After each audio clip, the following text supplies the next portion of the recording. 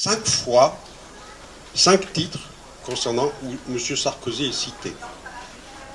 Alors, dès la deuxième ligne, on en a 2 titres, et ensuite, un peu plus loin, on en a 3. Pour arriver aux 2 tiers de la page, sur un très court article, soulignant les difficultés actuelles du Hamas en Palestine, alors que la situation est explosive en ce moment. Il y avait des grosses manifestations le même jour et la veille à Jérusalem. Pas un mot là-dessus. Enfin, tout en bas de la page, c'est-à-dire très très loin, 2 articles sur les innovations, dont un, je ne me rappelle pas du premier, d'autant un sur Enercorp.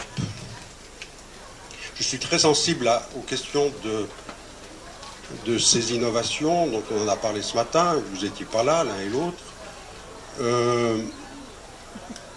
Pourquoi Mediapart fait ses choix? Pourquoi vous aimez remuer la merde, pour être très provocant, à fond? Et il y a une certaine jouissance, je trouve, là-dedans. Et pourquoi vous êtes si peu attentif à ces innovations, à cette reconstruction? Vous parlez de reconstruction de Mediapart, mais la reconstruction qui se passe dans la société, vous y êtes attentif, oui ou non, en fait, voilà. Donc je suis un peu provocant là, parce que je suis un peu en colère sur ce qui se passe actuellement. Donc sur le fonctionnement de Mediapart, j'ai rien à en dire. Mais quand vous parlez de journalisme participatif, à quel niveau il se situe? Est-ce qu'on intervient comme lecteur justement sur la ligne rédactionnelle ou pas? Voilà, c'est pas le cas, je crois pas. Voilà, donc ma question est là. Sujet-là et à percer avec ces sujets-là. Ça ne veut pas dire que nos lecteurs ils n'apprécient pas les autres articles. Heureusement. Les gens qui se consacrent à Sarkozy, bon, pour la journée de vendredi, il y avait Michel Deléan, et puis les réactions de la politique à droite. Donc c'est 3 personnes, 4 personnes peut-être, sur cette journée-là, qui travaillent sur l'affaire Sarkozy, les affaires Sarkozy, sur une rédaction de 32 personnes. Hein. Donc, effectivement, il y a un affichage qui ne reflète pas forcément le travail qui est fait pendant ce temps-là par la rédaction. Mais, à notre décharge, c'est quand même un événement colossal qui s'est produit cette semaine, avec cette garde à vue et la suite. Or, c'est immodeste de dire ça, mais Mediapart n'y est pas pour rien. C'est-à-dire que si aujourd'hui Sarkozy est attrapé sur cette affaire, c'est parce qu'il se souciait d'affaires judiciaires qui avaient été soulevées par Mediapart. Cette affaire est la conséquence des affaires Bettencourt, des affaires Tapie avec les agendas, de l'affaire libyenne, qui sont autant d'affaires révélées par des collègues à moi qui se sont battus pendant des années pour faire admettre la réalité de faits qui sont en passe d'être aujourd'hui enfin avérés. Laurent Mauduit sur l'affaire Tapie, je ne sais pas, on en rigolait à une époque.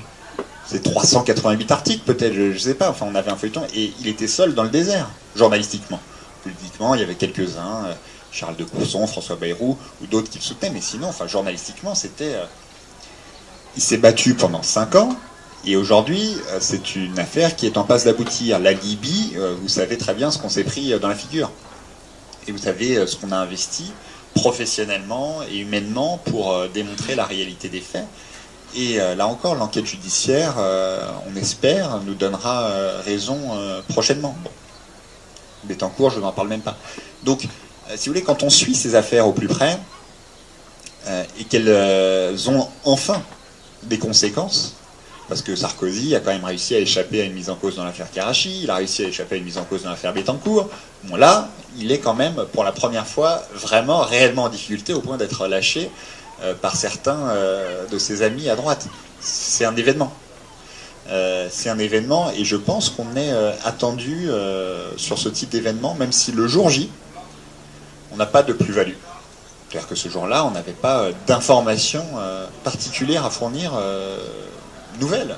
On avait les mêmes que nos collègues, mais on a un souci de pédagogie, de réexplication, de dire pourquoi alors qu'enfin l'ensemble des médias s'intéressent à ces affaires, ce serait quand même un peu bête que nous, on a un discours du genre, bon, bah, vous l'avez déjà expliqué 10 fois, donc on le met en bas du site, il se trouve que Sarkozy et Herzog sont mis en examen. Donc, bien sûr, on le met en avant. Cependant, là où je ne peux que vous donner raison, c'est qu'on ne prête pas assez attention, et vous n'êtes pas le premier à nous le reprocher, aux innovations, à des choses qui émergent dans la société, qu'on aimerait mieux raconter, mais qu'on n'arrive pas à faire. On a eu un séminaire à Mediapart, plusieurs réunions là, au mois de juin, 5-6 réunions consécutives. On s'est fait ce constat entre nous, donc on en est conscient. Et on va essayer de faire ça mieux. Mais on a un peu de mal, c'est vrai. Et concernant la hiérarchie de l'info, on en a beaucoup parlé aussi. On en a beaucoup parlé et tout le monde l'admet que la place laissée aux affaires et à la politique écrase tout. Là, Sarkozy écrase tout, c'est clair, il n'y a rien d'autre. Mais ce qui a fait notre force aussi, ce que vous pouvez percevoir comme une faiblesse, c'est un peu ce que je disais tout à l'heure, c'est qu'on n'a pas la prétention à l'exhaustivité. Et c'est vrai qu'il peut y avoir un événement mondial et qu'on n'ait personne là-bas. Et c'est vrai qu'il peut y avoir quelque chose entre Israël et les Palestiniens et qu'on ne sera pas, au moment M, on sera loin d'être le meilleur journal. Mais parce qu'on n'a pas les équipes pour le faire. On n'a pas les correspondants, on n'a pas les structures. Dans un mois et demi, peut-être que vous jugerez que c'est trop tard, mais on aura quelqu'un du service international qui se rendra sur place, qui fera une enquête plus longue que celles qui ont été faites ailleurs, qui essaiera d'apporter autre chose, de montrer des angles différents, et qui fera une couverture qui, j'espère, sera bonne. Mais c'est vrai que c'est plus difficile pour nous de se distinguer sur des bons reportages ou sur des bonnes analyses des autres médias. Des bons reportages, vous en trouvez dans le monde, des formidables, dans des quotidiens, dans des hebdos, avec des services internationaux qui font 10, 15, 20 personnes, une équipe, une armada de correspondants. Nous, le service international, c'est 3 personnes. Quand il y en a un qui est en reportage à l'autre bout du monde, l'autre qui est en train de faire une interview, il reste une personne pour traiter grosso modo l'actu.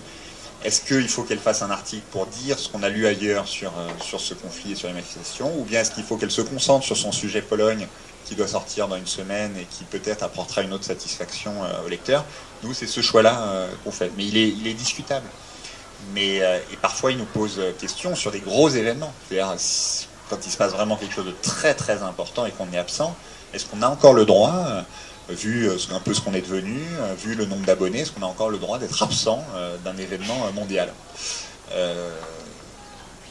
C'est compliqué, mais on n'a pas une réponse facile à ça.